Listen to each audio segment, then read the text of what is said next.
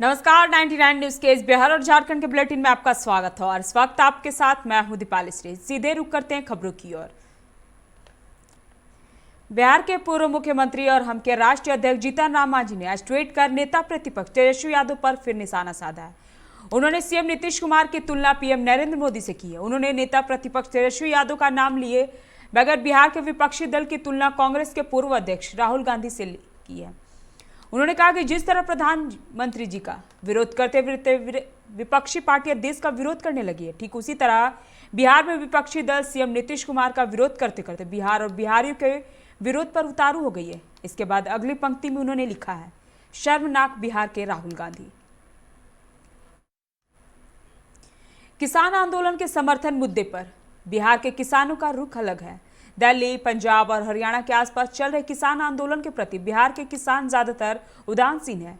इस वजह से किसान संगठनों के देशव्यापी चक्का जाम को बिहार में कोई खास समर्थन देखने को नहीं मिल रहा है। हालांकि महागठबंधन में शामिल राजद, कांग्रेस, सीपीआई, एमएल और सीपीआई जैसे पार्टियों ने चक्का जाम को समर्थन देते हुए कहा कि इंटर की परीक्षा को देखते देखते महागठबंधन ने दोपहर 1 बजे से अलग अलग हिस्सों में 1 से 2 घंटे के लिए चक्का जाम करने की बात कही है। भागलपुर में अपराधियों ने स्वर्णिक्स ज्वेलर्स के संचालक विशाल आनंद के कर्मचारी अभिषेक से सुबह 6:30 बजे के करीब वैरायटी चौक के पार पर 2.25 किलो सोना लूट लिया। अभिषेक कोलकाता से सोना लेकर सुपर एक्सप्रेस से भागलपुर स्टेशन उतरा था। जैसे ही वह वैरायटी चौक के पास पहुंचा, 2 बाइक पर सवार बदमाशों ने स्कूटी सवार पर स्टाफ अभिषेक और उसको स्टेशन से लाने गए अन्य स्टाफ बाबू साहब सिंह पर मिर्चा पाउडर फेंक दिया, जिसके बाद दोनों हाथ से आंख मलने लगे। तभी 2 बदमाशों ने हथियार का भय दिखा अभिषेक के हाथ से सोने वाला बैग छीन लिया। 2 बाइक पर 4 बदमाश सवार थे। बदमाशों ने एक और बैग छीन लिए जिसमें सत्येंद्र का लंच बॉक्स, पर्स वगैरह था। घटना की बाबत कोतवाली थाने में सत्येंद्र ने 2 बाइक पर सवार 4 अपराधियों के विरुद्ध केस दर्ज कराया है। बेगूसराय के मीरपुर थाना इलाके में एक शराब कारोबारी ने पड़ोसियों की जमकर पिटाई कर दी। स्थानीय लोगों ने सभी घायलों को सदर अस्पताल भेज दिया है, जिसमें 2 की हालत गंभीर बनी हुई है। आरोपी नरेश महतो पहले भी हत्या के एक मामले में सजायाफ्ता है। वहीं मीरपुर थानाध्यक्ष ने बताया कि जमीन विवाद में मारपीट हुई है। आरोपी के खिलाफ कानूनी कार्रवाई की जा रही है।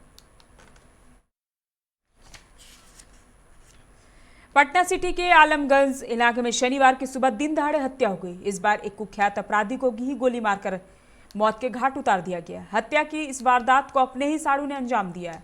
जिस अपराधी की गोली मारकर हत्या की गई उसका नाम लल्लन यादव उर्फ लाला गुप है। सासाराम नगर थाना क्षेत्र के कुख्यात अपराधियों की लिस्ट में शामिल माधव दुबे समेत 2 की हत्या उसने अपने मैत्रिक मोहल्ले में लश्करीगंज शुक्रवार की रात कर दी गई। वहीं इस खूनी संघर्ष में घायल गोपाल दुबे का इलाज क्रम में अस्पताल में मौत हो गई। गोली लगने से वह गंभीर रूप से घायल हो गया था। उसे नारायण मेडिकल कॉलेज अस्पताल जमुहार ले जाया गया, लेकिन डॉक्टर ने उसे मृत घोषित कर दिया। इंटरमीडिएट की वार्षिक परीक्षा 2021 में शामिल परीक्षार्थी अपने अनिवार्य अतिरिक्त की भाषा विषय की परीक्षा 9 फरवरी और 13 फरवरी को देंगे। जिन परीक्षार्थियों ने भाषा विषय 2 के तहत किसी एक विषय को अनिवार्य विषय रूप से चुना है और उन्हें एडमिट कार्ड में गलती से परीक्षा की तिथि 13 फरवरी दर्ज है, उनकी परीक्षा 9 फरवरी की पहली पाली में होगी। इस संबंध में बिहार विद्यालय परीक्षा समिति की ओर से सूचना जारी कर दी गई है। समिति की ओर से केंद्राध्यक्षों, नोडल अधिकारी, जिला कार्यक्रम अधिकारी को पत्र जारी कर किया गया है। वक्त चला एक छोटे से ब्रेक का, मिलते हैं ब्रेक के बाद। के लिए सही दरवाजे चुनने की बात हो तो चुनिए सिर्फ टाटा प्रवेश के दरवाजे, जो लकड़ी के दरवाजों से कई गुना है बेहतर। टाटा प्रवेश के दरवाजों में है स्टील की मजबूती और लकड़ी की खूबसूरती। टाटा प्रवेश के दरवाजे फ्रेम और एक्सेसरीज के साथ फैक्ट्री में तैयार किए जाते हैं। लकड़ी के दरवाजे बनाने के लिए बहुत से लोगों से संपर्क करना पड़ता है, जो कि इस समय नुकसानदायक हो सकता है। लकड़ी के दरवाजों को लगाने में 8 चरणों से गुजरना और 6 प्रकार के लोगों के संपर्क में आना होता है, जबकि टाटा प्रवेश के दरवाजों का इंस्टॉलेशन केवल 2 चरणों में हो जाता है। बस अपना दरवाजा चुनें, उसका आकार नापें और नो टच डिलीवरी पाएं। इसे हमारी प्रशिक्षित इंस्टॉलेशन टीम द्वारा लगाया जाता है, जो सैनिटाइजेशन प्रोटोकॉल्स का ख्याल रखती है। टाटा प्रवेश के दरवाजे लकड़ी के दरवाजों से कई गुना मजबूत होते हैं और आपके परिवार को सुरक्षित रखते हैं। स्टील के बने होने के कारण इन दरवाजों में स्वाभाविक रूप से न तो दीमक लगता है और न ही इनमें आग पकड़ने का डर होता है। टाटा प्रवेश के दरवाजे मेंटेनेंस फ्री और वेदर प्रूफ होते हैं। सामान्य लकड़ी के दरवाजों की तरह ये न तो सिकुड़ते फैलते हैं और न ही इनमें दरार आती है।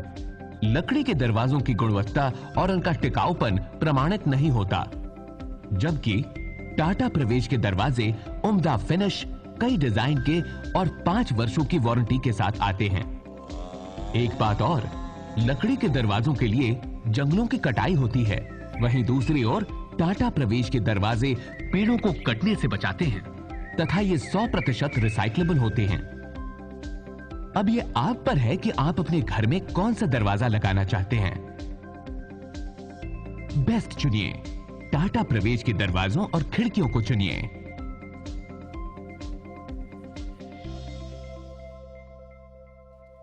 Authorised distributor Shri Ram sales, GT road, Govindpur, Dhanbad. आप इस नंबर पर संपर्क कर सकते हैं 7004709213 9534400091। Hey, I'm sexy Mr. Brown, a prince who's just been crowned. I can brighten up your day, 'cause I'm so sunny. Hey, I'm sexy Mr. Brown, heading out to town. You can hate me all the way, 'cause I got my honey. And that's not funny, my honey makes me sing all night.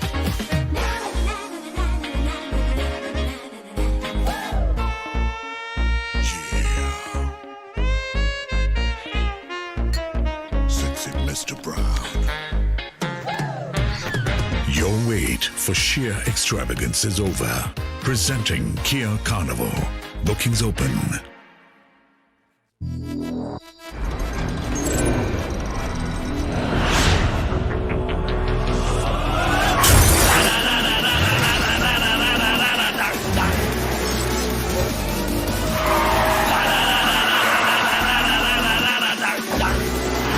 Tufana Blokania flow room I go into your song. Can you catch me? No. Can you match me? No. Take mujhe I'll run the roads.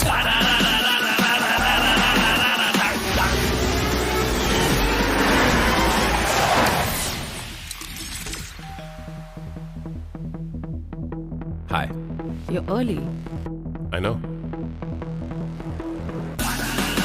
XUV 300. Authorised dealer model fuels, Dhanbad, Bokaro, Giridih. आप इस number पर संपर्क कर सकते हैं 8929207235, 8929207236, 9711355896। जय TMT, भरोसा अटूट एवं सुरक्षित निर्माण का।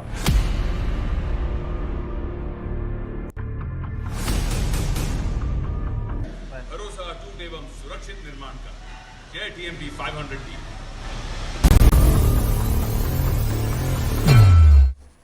ब्रेक के बाद आपका स्वागत है। बढ़ते हैं अगली खबर की ओर। रिम्स के मेडिसिन आईसीयू से शनिवार की अहले सुबह एक कैदी हथकड़ी समेत फरार हो गया। सिद्धेश्वर मरिया नामक कैदी को तबीयत खराब होने पर दुमका जेल से इलाज के लिए रिम्स लाया गया था। मिली जानकारी के अनुसार 20 वर्षीय कैदी हत्या के आरोप में दुमका जेल में सजा काट रहा था। 4 फरवरी को अचानक पेट दर्द की समस्या के कारण उसे रिम्स के मेडिसिन आईसीयू में डॉक्टर सीबी शर्मा की देखरेख में भर्ती करा दिया गया। यहाँ बेड नंबर 3611 में उसका इलाज चल रहा था। उसके सुरक्षा में 2 सिपाही को रखा गया था। शनिवार आले सुबह 4 बजे ही वह बेड में बंधे रस्सी को खोलकर हथकड़ी समेत भाग निकला। उसे बेड पर नहीं देख सिपाहियों ने उसकी खोजबीन शुरू कर दी। हालांकि कई घंटों बाद तक उसका कोई सुराग नहीं मिला। धनबाद के रणधीर वर्मा चौक के पास रेलवे पीड़ित शोषित समाज के बैनर तले धनबाद सांसद पीएन सिंह का पुतला दहन किया गया। इस दौरान संजय कुशवाहा ने कहा कि जिस व्यक्ति को जनता द्वारा चुना गया है, उनके दरवाजे पर जब कोई व्यक्ति न्याय की गुहार लगाने जाता है तो वह अपने समर्थकों के साथ मिलकर उसे मारने पीटने का काम करते हैं। इसलिए पुतला दहन के माध्यम से बताना चाहते हैं कि रेलवे द्वारा डायमंड क्रॉसिंग में उजाड़े गए लोगों ने निर्णय लिया है कि वह लोग पूरे जिले में घूम घूम कर आक्रोश रैली के माध्यम से सांसद और उनके समर्थकों का विरोध करेंगे।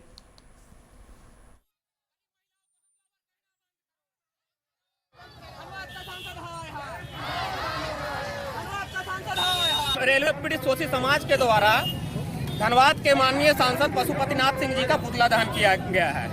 आप सबको पता होगा विगत पिछले 9 जनवरी को जब रेल प्रशासन के द्वारा बर्बरतापूर्वक लोगों को घरों से बेघर किया जा रहा था, वैसी स्थिति में डायमंड क्रॉसिंग की महिलाएं अपने बच्चों के साथ सांसद के आवास पर न्याय की गुहार लगाने गए थे। लेकिन उनकी आवाज सुनने के बजाय, उनके दुख दर्द को सुनने और समझने के बजाय माननीय सांसद के समर्थकों ने शराब के नशे में आकर महिलाओं के साथ मारपीट किया था और अभद्रता किया था। और उसके साथ ही साथ उन्होंने ये आरोप लगाया था कि जो है एक साजिश के तहत संजय कुशवाहा डायमंड क्रॉसिंग की महिलाओं को मेरे घर पर हमला करवाया है। धनबाद बिरसा मुंडा पार्क के कुरमेडी चौक के पास एक तेज रफ्तार 407 ट्रक ने कार में जोरदार टक्कर मार दी, जिसमें कार का अगला हिस्सा बुरी तरह क्षतिग्रस्त हो गया। वहीं गनीमत रही कि एयरबैग खुल जाने के कारण कार में सवार निरसा निवासी नंदलाल मंडल और उनका चालक बाल बाल बच गया। उन्होंने बताया कि वह निरसा से गोंदुडी जा रहे थे, तभी यह हादसा हुआ, जबकि 407 का चालक मौके का फायदा उठाकर गाड़ी छोड़कर फरार हो गया। हरियाणा और राजस्थान से रेगिस्तान के जहाज की तस्करी हो रही है। दिल्ली, यूपी, बिहार और झारखंड के पाकुड़ से होकर इनको पश्चिम बंगाल के मालदा पहुंचाया जाता है। वहां से इनको मोदी घाट व पुण्य भामा घाट से नाव के माध्यम से गंगा नदी के पार बांग्लादेश भेज दिया जाता है। 1 महीने में पाकुड़ में 2 बार ऊँट लदे वाहन वन विभाग अधिकारियों ने पकड़े हैं, तब यह खुलासा हुआ। यह ट्रक में 14 व दूसरे में 15 ऊँट थे। ट्रक चालक व तस्कर से जब पूछताछ हुई तो पता चला कि राजस्थान व हरियाणा में 25-25 हज़ार रुपए में खरीदे गए ऊँट की कीमत बंगाल में 4 गुना और बांग्लादेश तक पहुंचते पहुंचते 8 गुना हो जाती है। रामगढ़ जिले के कुजी ओपी क्षेत्र के पोचरा स्थित 4 लेन के निकट से शनिवार को कुजी ओपी पुलिस ने एक युवक का शव बरामद किया। पुलिस ने उक्त स्थल से कारतूस पानी की बोतल, माचिस, खैनी की चुनौटी व क्षतिग्रस्त हालत में एक मोबाइल भी बरामद किया गया। अभी तक शव की शिनाख्त नहीं हो पाई है। शव को देखने से ऐसा प्रतीत होता है कि युवक की हत्या अन्यंत्र कर उक्त स्थल पर फेंक दिया गया है। मोबाइल की स्क्रीन का क्षतिग्रस्त गोल हिस्सा देखकर लोग इसमें गोली लगने की संभावना व्यक्त कर रहे हैं। हालांकि पुलिस द्वारा अभी इसकी पुष्टि नहीं हो पाई है। पुलिस ने शव को पोस्टमार्टम के लिए रामगढ़ सदर अस्पताल भेज दिया है। चतरा के सिमरिया वन विभाग की टीम ने शनिवार को तिर्रा जंगल में अवैध रूप से संचालित एक मिनी कत्था फैक्ट्री का खुलासा किया। मिनी फैक्ट्री घने जंगल में छुपाकर गुप्त रूप से चलाई जा रही थी। वन विभाग की टीम ने मौके से कत्था बनाने के प्रयोग में लाए जाने वाले 3 बड़े बर्तन और 1 किलो ताजा बना गीला कत्था जब्त किया है। हालांकि टीम के मौके पर पहुंचने से पूर्व तस्कर फरार होने में सफल रहे। वन सुरक्षा के रेंजर उमेश प्रसाद ने बताया कि उन्हें गुप्त सूचना मिली थी कि तिलरा जंगल में कुछ तस्कर सक्रिय हैं जो अवैध रूप से मिनी कत्था फैक्ट्री का संचालन कर रहे हैं।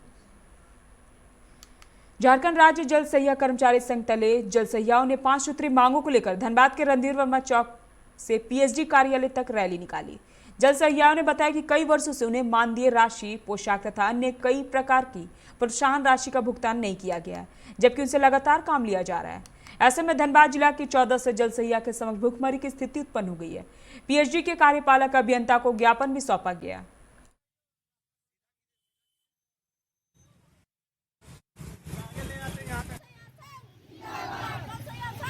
कर्मचारी संघ का हम लोग का यही सरकार से मांग है कि हमारा जो एकदम कम से कम 1000 की जो मानदेय है वो भी सही रूप से विस्तार रूप से जो मिलना चाहिए वो मिल नहीं रहा है। और हमें 2 साल हो गई है, 2 साल पहले ही ड्रेस मिला है।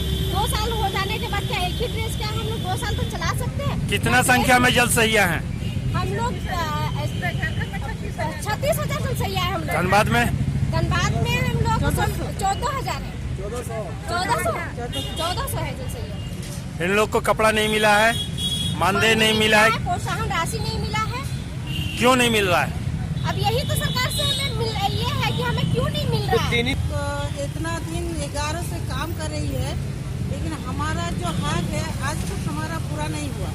हम लोग क्या करेंगे? फायदा लाकर हम लोग जो डिवीजन 1 में हम लोग को काम देता है, वहाँ जाकर हम यही बात करना है जो हम लोग को जो मानदेय है उस समय में तो नहीं मिलता है और जो प्रोत्साहन राशि वो भी नहीं मिलता है। एक बार हम लोग को ड्रेस दिया है, वो ड्रेस में हम लोग कैसे पीएचडी 1 आएगी, हम लोग कैसे काम करेगी गांव में ड्रेस पहन के। वासेपुर में पुल निर्माण के लिए रास्ता बंद किए जाने से लोगों को होने वाली परेशानी को देखते हुए शनिवार को धनबाद विधायक राज सिन्हा ने वासेपुर पुल के आसपास की स्थिति का जायजा लिया। इस दौरान कई विभाग के प्रतिनिधि भी उपस्थित रहे। लोगों की आवाजाही के लिए उत्पन्न डायवर्जन की समस्या को भी स्थानीय लोगों की मदद से विधायक ने सुलझा लिया है। विधायक का कहना है कि जल्दी नए पुल के निर्माण का काम शुरू हो जाएगा। फिलहाल लोगों की आवाजाही के लिए दूसरी तरफ से रास्ता खोला गया है।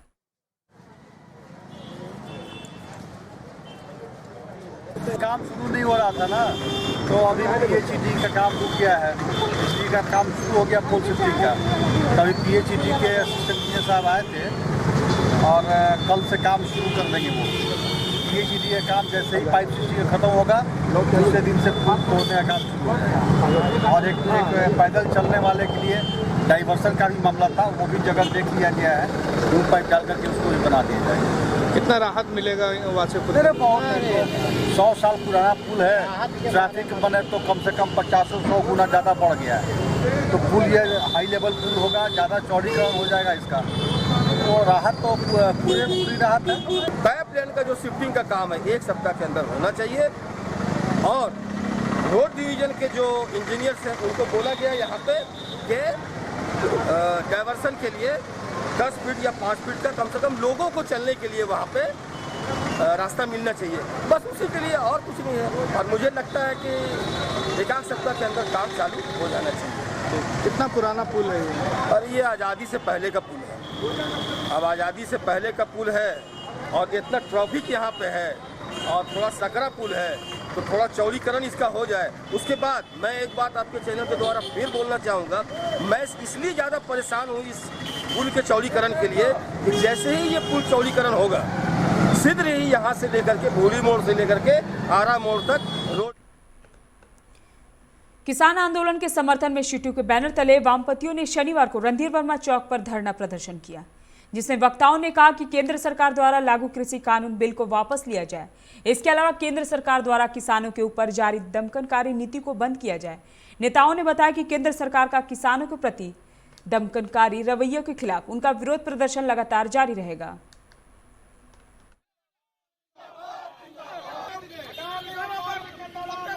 भारतवर्ष में जो किसान आंदोलन लंबे समय से चल रही है और जो सरकार का दमन, उन पर अन्याय, अत्याचार जो कर रही है, इसके खिलाफ में हम लोगों का धरना है। हम लोग चाहते हैं जो कथाकथित कृषि कानून मोदी जी ला के देश में किसानों को बंधुआ बनाना चाहते हैं, जमीन छीनना चाहते हैं, हम उसके विरोध में हैं। हम चाहते हैं कि किसानों को उनका वाजिब हक एमएसपी मिलना चाहिए और बड़े दलाल पूंजीपतियों को चोट मिलना। धनबाद के आजाद नगर भोले निवासी समीम आलम का पुत्र मोहम्मद तबरेज आलम शुक्रवार सुबह 10 बजे से लापता है, जिसकी परिजनों ने काफी तलाश की, फिर भी अब तक उसका पता नहीं चल पाया है। ऐसे में परिजनों ने लोगों से तबरेज को ढूंढने में मदद की गुहार लगाई है। इसलिए जो कोई भी तस्वीर में दिख रहे हैं तबरेज आलम को कहीं भी देखें 7004111900 और 9905624143 मोबाइल नंबर पर सूचना दें।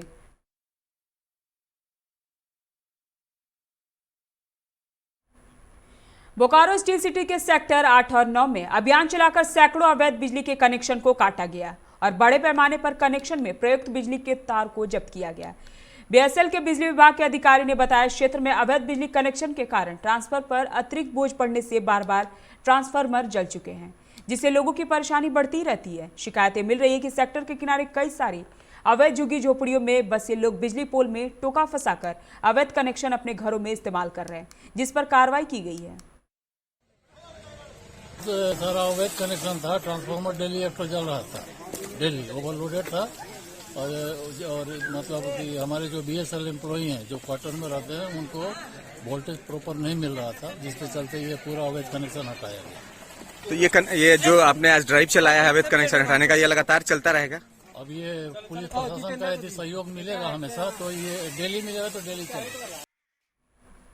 धनबाद के मटकुरिया भूतनाथ मंदिर में 11 दिवसीय महारुद्र यज्ञ का आयोजन किया जा रहा है। यज्ञ में रोजाना शाम को शिव पुराण कथा किया जाएगा। वहीं सैकड़ों लोग यज्ञ मंडप का फेरा लगाकर पूजा अर्चना में जुटे हैं।